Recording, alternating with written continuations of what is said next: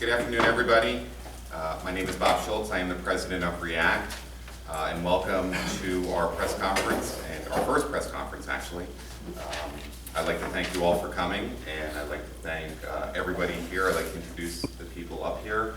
It's Shani Kalkavecka, who is our secretary of REACT, Brenda Parr, our board member, Bill Morocco, our vice president, Lois Gibbs, and Elliot Ruga from the New Jersey Highlands Coalition.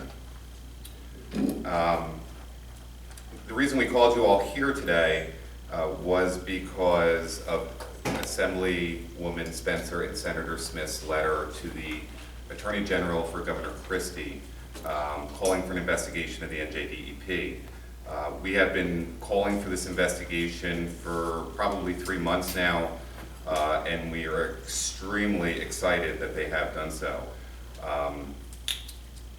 We prepared a report for both Senator Smith and Assemblywoman Spencer in response to their call, and regarding the potential mismanagement of the Fenimore Landfill solar project and subsequent cleanup in Roxbury Township. The report was assembled by us from documents that are publicly available through the Oprah process, and due to the limitations of outreach and data gathering, aka our time, this report is a small sample of the available information and should only be used as a starting point for the investigation.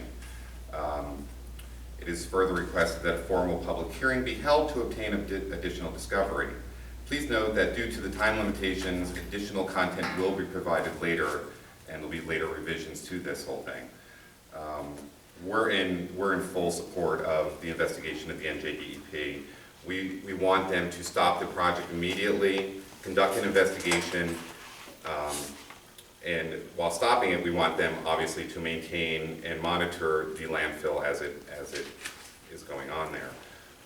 We'd like a full environmental investigation, which we've been asking for over 6 months, of the air, soil, and water of the Fenimore Landfill. And the DEP and the DOH are all under Governor Christie's watch. And Governor Christie needs to do the right thing here and step up to the plate, come down here, and do the right thing. All this information that we're providing to you in your media packets, as well, it will be on the website, which is www.fenimorelandfill.com. Some of the highlights from the report, we found emails from the Rutgers expert on hydrogen sulfide, and that email said that he, that being the person from Rutgers, thought the best option for the closure of the landfill was not to cap it, but to excavate it. We feel the same way. That is the only way that is a 100% guarantee that this problem will be solved for the residents of Roxbury. We also found interesting that in our Oprah request, there was a report from the DEP of the maintenance and operating costs of Fenimore Landfill. That was never included in the public presentation in April by the NJDEP to the residents of Roxbury. Those maintenance and operating costs went through the year 2044. That is 30 years from now. Those costs added an additional $20 million to their costs. So now, if you were just taking the costs there, it is actually more expensive to cap the landfill than it actually is to excavate it, which is what the residents here want done. Another interesting fact that came up in 2012, when Mr. Bernardi still was owning the landfill and operating it, there was some serious methane issues up at the landfill, and there were documents here that we found between the NJDEP, Roxbury Township, and SEP. SEP actually did their job in this case, and they reported it to the NJDEP. They found methane volumes of up to 60% in some of the wells near Poets Peak. Sadly, there was additional testing done, but the testing that was supposed to be done in the residents' homes, there were 37 homes, was never done. even though the DEP was calling for that. And the DEP dropped the ball on that, and it was very sad. 5 minutes already? Wow. Lastly, the DEP report, as well as the township's report, said there was no fire hazard up there because there was no organic matter. And that is a very untrue statement, because the 52 acres that was up there was chipped by the owner, Strategic Environmental Partners, and all those chips and all those stumps are on that landfill now. They are underneath all that material. So thank you very much. My 5 minutes was really quick, and I'd like to introduce Elliot Ruga to give his statement. Thanks, Bob. My name is Elliot Ruga. I'm the Senior Policy Analyst for the New Jersey Highlands Coalition. And I'd like to talk today about a very alarming failure of our state government. We're hearing more and more lately that what's happened here in Roxbury is a political problem. Try to explain that to the people who live this day to day, day in and day out on Mooney Mountain, the families, or people who are going to emergency rooms or having to wear respirators. If this is a political problem, yes, it was because it was caused by politicians. Something very wrong has happened in Roxbury, and unless we are all suffering from Stockholm Syndrome, this is not the way things are supposed to happen. As reasonable people, we deserve answers and we deserve justice. In Trenton, we have this large gold dome, granite and marble building we call the State House, where our legislature has its sessions. And there are 120 men and women who are elected to serve us. We give them salaries, we give them staffs, we give them fancy license plates, we give them special privileges, and they're the ones who we elect to represent us in matters of the state, in matters of law, in taxing us and how to spend those tax dollars. But over the years, they have become insulated from us, and they're doing their own thing, and they're not serving the people who elected them and put them there. After what the people of Roxbury have endured for the past 2 years, it's a catastrophe that affects their health, their safety, their property, the quality of their life, something that was brought to them by a state agency. I would expect my legislator to be screaming bloody murder and would be banging down doors at DEP in Trenton, demanding answers and not resting until this was fixed. Instead, the District 25 Assemblyman, Bucco, his only record of action about Fenimore is a February 22nd, 2013 letter to the Chief of Staff of DEP Commissioner Martin, which says, we need to meet, and this is his urgency, we need to meet as soon as possible on this subject. The governor, the legislators, and local officials are going to take a bath in this next election if we don't get this place shut down soon. I really don't think you guys understand how bad this is getting. This elected official who is in office to serve us is more concerned about his job than he is about the people in Roxbury. He's not talking about the people who are donning respirators or having to go to evacuation centers, whose property values have been lost, whose children are suffering, that they're seeing their community wrecked. He's worried about his job, the image of his governor, and you know, Fenimore stinks, but Trenton reeks these days, and something needs to change, and we deserve nothing less than a full investigation of what happened here. Thank you. Bill.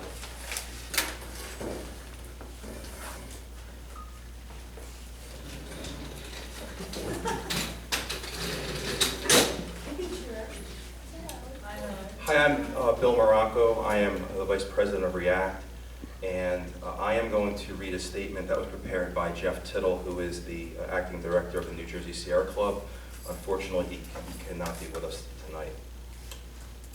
We welcome Lois Gibbs to Roxbury and applaud her coming here. Lois Gibbs is a national leader on toxic waste and cleanup of toxic sites.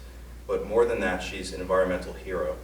Lois has championed the cause of so many people that have been impacted by toxic pollution, and she has worked so hard to protect our environment. She has dedicated her life to helping citizens fight to get appropriate cleanups of contaminated sites and for people to be safe in their own homes. We thank her for coming to Roxbury. I know she will help the people deal with this unconscionable environmental disaster. The DEP allowed this landfill to reopen and to bring in construction debris causing this mess. They created the mess, and since they have taken over, they have made it even worse. We believe this site has become a health emergency, and immediate action needs to be taken to remove the debris from the site. DEP has become the Department of Denying and Excusing Pollution. This site will be spewing noxious odors for the next 20 years unless the correct action is taken now. Instead of helping the people of Roxbury and fixing the problem, the DEP is using strong-arm tactics and trying to silence critics. The nightmare for the people of Roxbury just continues to get worse. This landfill has been polluting the environment by leaking toxins into the community and threatening public health for far too long. It needs to be completely cleaned up. We believe there needs to be an independent investigation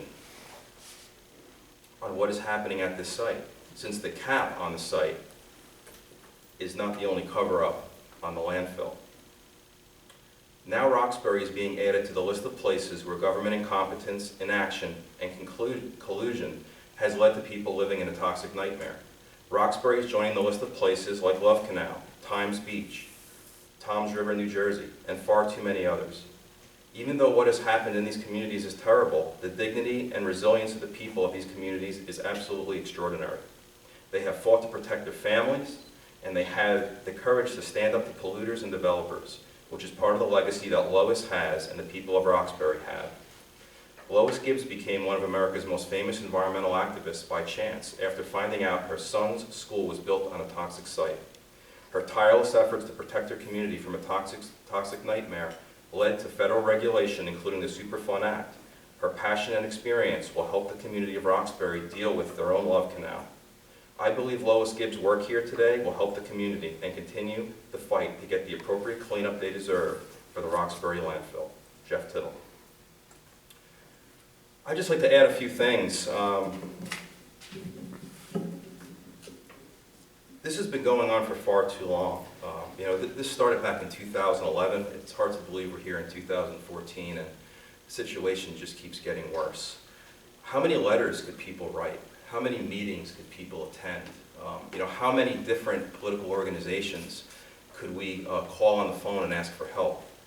And what we're seeing is everyone's pointing the finger, and everyone's saying they'd like to help us, but they can't. Well, there is one person that could help us, and that's Governor Christie. Until now, the governor has ignored the residents' plea for help. The governor has ignored the residents' plea to come to Roxbury, meet with them, and answer their questions.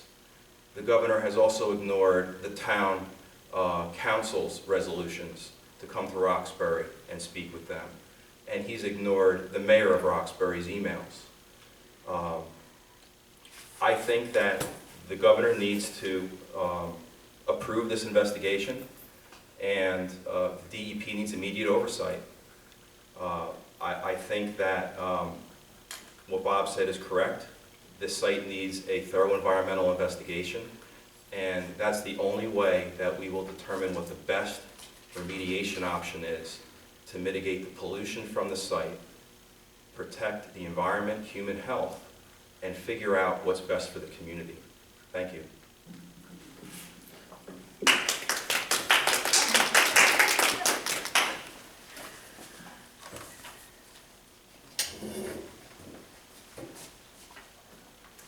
Hi, thank you for coming today.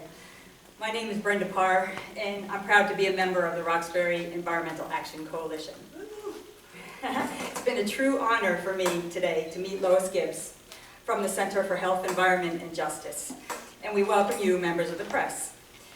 Your contributions and your value in our lives are probably underappreciated and underrecognized.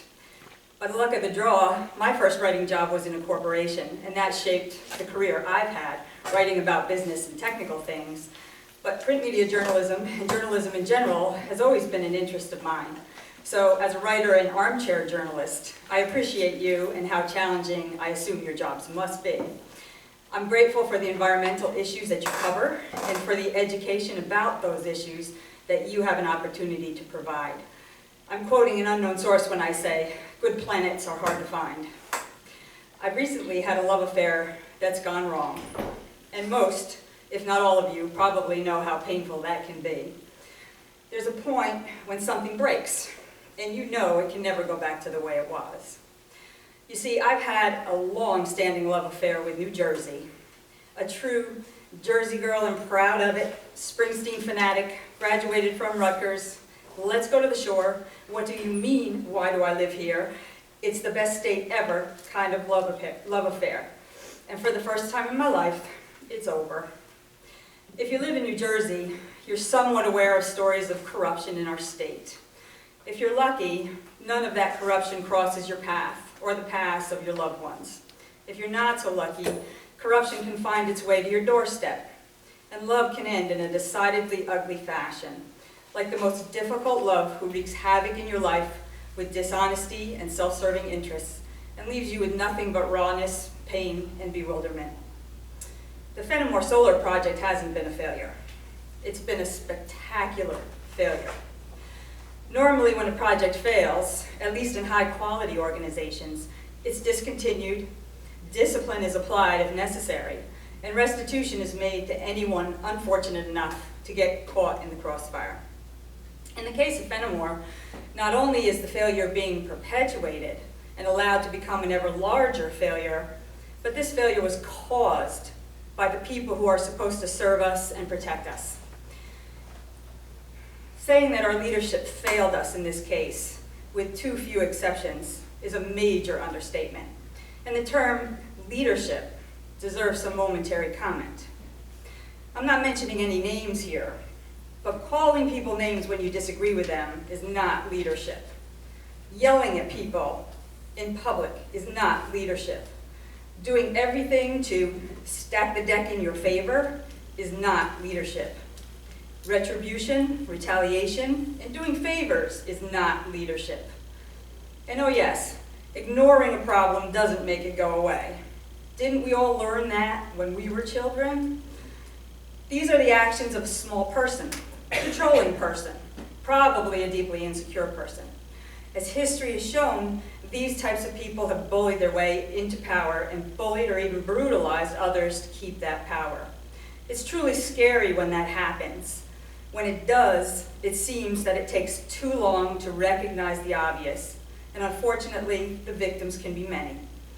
Leadership is about service first, and a true leader doesn't need to engage in disrespectful or abusive behaviors.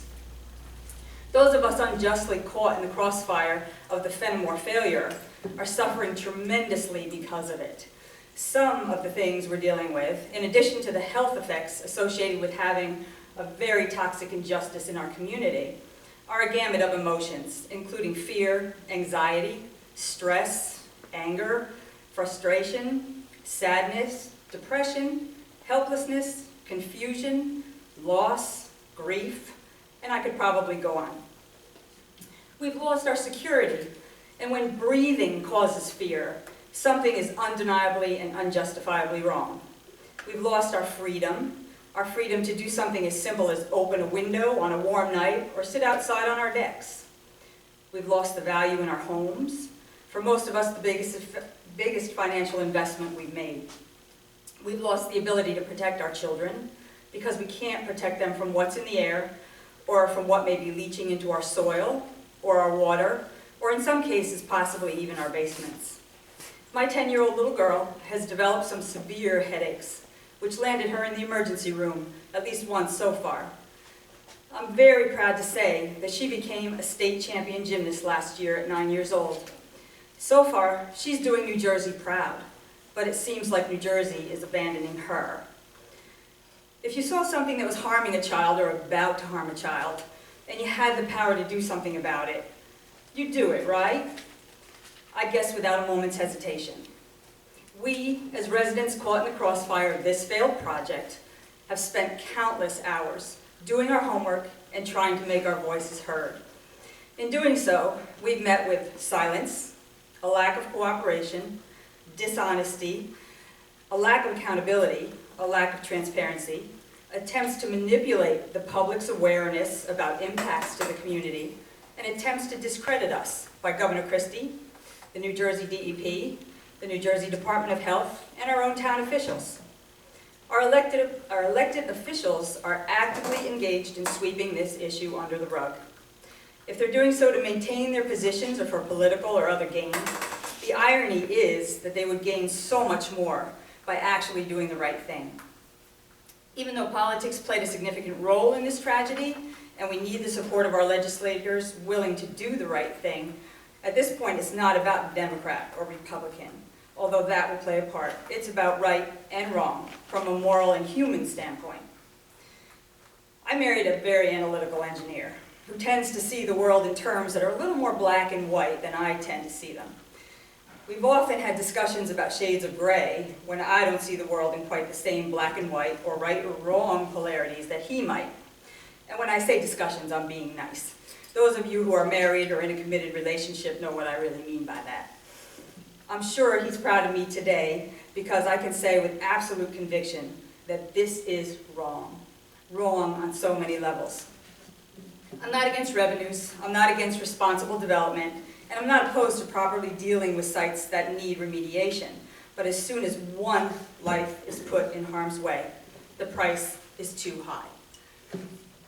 With the mountain of issues that smell even worse than the landfill itself in this case, including the steadfast refusal by the DEP to allow any testing of the materials that were dumped at the site, Governor Christie and the DEP need to be stopped immediately, so a thorough investigation can be done into this colossal failure. I posted a joke on Facebook a while back aimed at the government. It said that what we need is a department of common sense. Even without cover-ups, questionable ethics, cronyism, and the well-established risk to public health and safety, it's simply common sense that you can't develop a proper landfill remediation plan when you don't know what's in the landfill.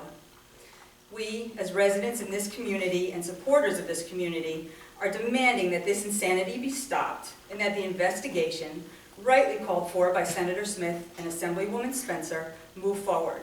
Because with every passing minute and every passing day, the damage is greater and the problem only gets bigger. An investigation is warranted because the DEP's failed project is a significant and toxic problem in a community that deserves nothing less than complete restoration. And because Fenimore is also a symptom of greater problems. Without an investigation, how will we move forward from this obvious failure? From a business perspective, an investigation provides the opportunity to learn and take steps towards making improvements. Without these steps, the business of government, or any business, will continue to fail. I'll leave you with one of my favorite quotes from Martin Luther King Jr. He said, "Never, never be afraid to do what's right, especially if the well-being of a person or animal is at stake. Society's punishments are small compared to the wounds we inflict on our soul when we look the other way." And I'd also like to remind you that when it comes to environmental issues, we're all neighbors. Thank you so much for coming today.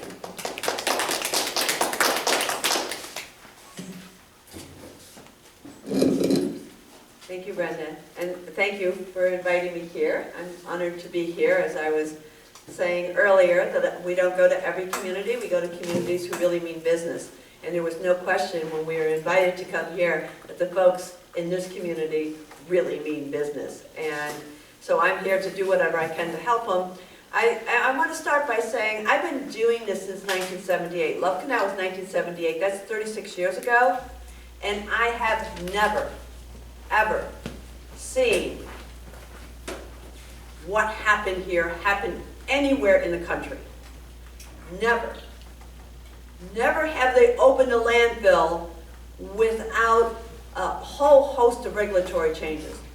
Never have they put a burner on a landfill or anything else without doing a stack emission test. Never. Never have they brought waste in that they didn't know what it was. Never. I have never ever seen such insane, outrageous boondoggle in 35 years. And I've been to literally every state except for North Dakota. Every state but North Dakota, and I have never seen anything like this. And it's really clear to me, who was outside, so I'm not close enough to know all the gory details, that this is another Governor Christie's bamboozle. Governor Christie allowed this to happen. He allowed that waste to come in there. He did an emergency order to allow that landfill to accept the waste. He allowed that stack to go in without a stack test. He allowed the good people in this community to be poisoned. This is about politics. You are absolutely right. I have never in my 35 years seen a worst case scenario.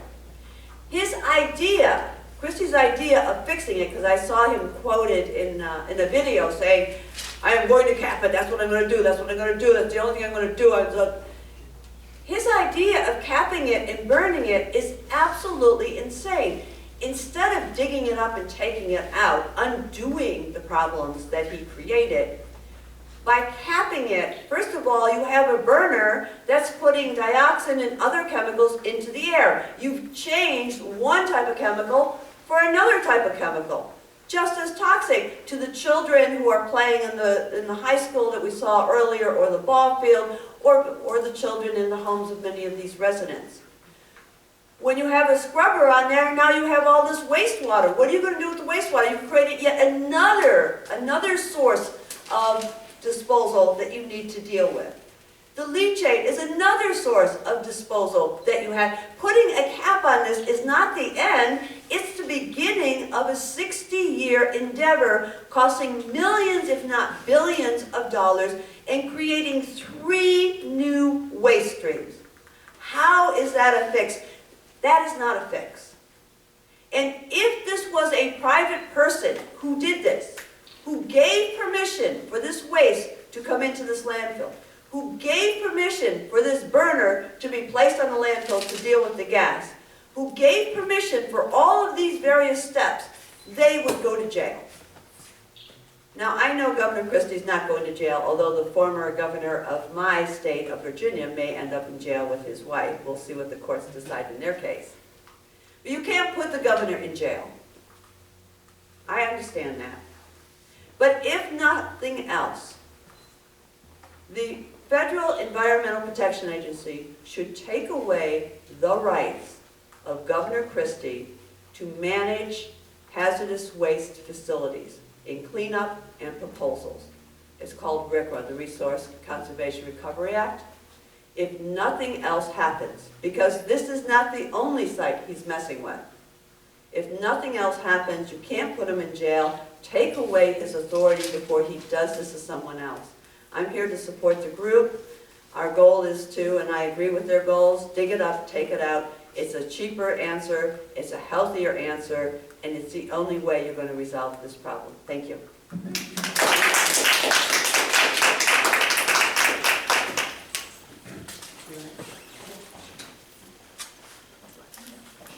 Anybody have any questions? Come on. Nothing? They're saving it for later. The residents gonna ask questions later? Absolutely. Absolutely. Absolutely. That's where we'll get it from. Be interesting. Great, well, thank you all. Thank you. Thank you. They know about the meeting? Yeah, everybody knows about this. Seven. That was amazing.